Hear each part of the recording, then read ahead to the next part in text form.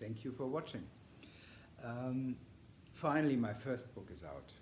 I'm sure a lot of my students and friends are relieved that finally it happened. I wanted to do it for many years because I see a need to, in a way, bridge the gap between highly theoretical, quite complicated books about Vedanta, mostly recited by monks from India, or the new version of Neo-Vedanta that really simplifies the subject of Vedanta. I wanted to bring something in between, something that is actually very practical, something that can help you in your ordinary day-to-day life, because I strongly believe that spirituality cannot be separated from life, because otherwise it's no use.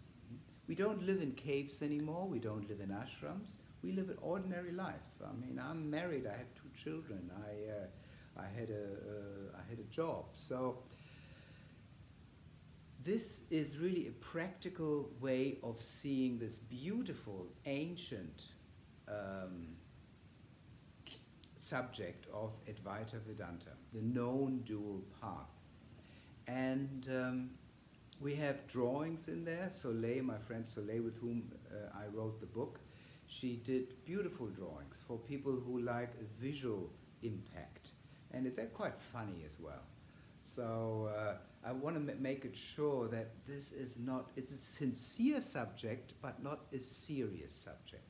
That's why there are a lot of stories about me, stories about spiritual stories, to lighten it up a little bit. Of course, the danger is that I'm not really bring the subject out in its pure form, Vedanta in this case. And I left out quite a few. I mean, the subject is so big. Of course, I left out the more complicated aspects, like Maya, like the role of Ishvara, and so on. Maybe this could be a second book, I don't know. But I wanted to keep it fairly easy to read. Because I want it to be more mainstream. I want to know, I want people to know about this. My path, as you will read in the book, has been a long and winding one. The last was Buddhism, where I got really stuck, and when I then heard about Vedanta and then started practicing with my teacher, it was such a relief to find a logical path, a path that satisfied my intellect and my heart, of course, and that was so practical, that helped me in my day-to-day life, in my job, in my relationships and everything. And I wanted to really bring this across. This is why I said ordinary people. I mean, that's you. That's people who are in the world, have an interest in spirituality, of course, an interest and a longing to be free. But they don't, maybe you don't know it yet.